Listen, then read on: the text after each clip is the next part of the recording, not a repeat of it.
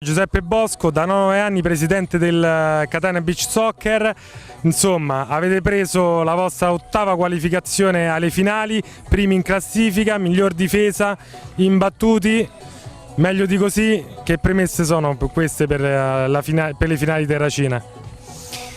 Sono premesse ben auguranti per le finali, soprattutto per la finale di Supercoppa di Lega che andiamo a giocarci giovedì a casa del Terracina, con la speranza che quest'anno possiamo portare un trofeo a casa, visto la sfortunata partita di Viareggio che ci ha visto sconfitti, e niente, siamo assetati di vittorie e vogliamo assolutissimamente vincere. Voi avete partecipato a tutti i campionati della Beach Soccer LND FIGC, avete organizzato per 8 volte le tappe, per l'ennesima volta è stato un successo anche questa tappa di pubblico. Ci spieghi questa passione di Catania per il beach soccer? Ma Catania, devo dire, è una città molto grande rispetto alle altre località dove si giocano le altre tappe di campionato.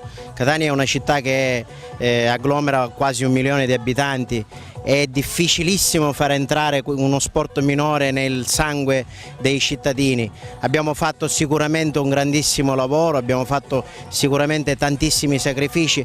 Ricordo che lavoriamo 12 mesi l'anno per arrivare a strutturare un evento del genere. Saremmo anche pronti per un evento internazionale, ma purtroppo ancora no, le casse ci dicono di no, e noi sempre a piccoli passi, perché siamo sempre persone che riusciamo a fare le cose poco per volta. Ancora non ci siamo diciamo, organizzati in tal senso, però spero che nel prossimo futuro potremmo organizzare anche un evento europeo e ospitare finalmente l'Italia, ma soprattutto le finali del campionato di Serie A.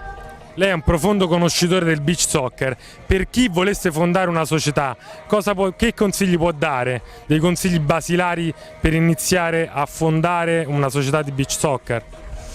Ma devo dire che in questo momento storico e economico bisogna iniziare sicuramente con una società che proviene da un calcio che già si fa, quindi una squadra già è preesistente, e poi naturalmente fondare sui giovani, naturalmente già da piccoli cercare di strutturare i giocatori sulla sabbia, in modo da farsi trovare pronti e crescere piano piano e riuscire poi a costruire passo per passo la propria identità nel campionato di Serie A, che ricordiamo è il più bello, è il più forte al mondo e il più organizzato, in quanto gli altri campionati si giocano, figuratevi, per 1 settimana, 2 settimane. Qua invece è un campionato che dura 3 mesi e devo ringraziare veramente la FIGC, l'LND, perché si fa un lavoro dietro le quinte straordinario.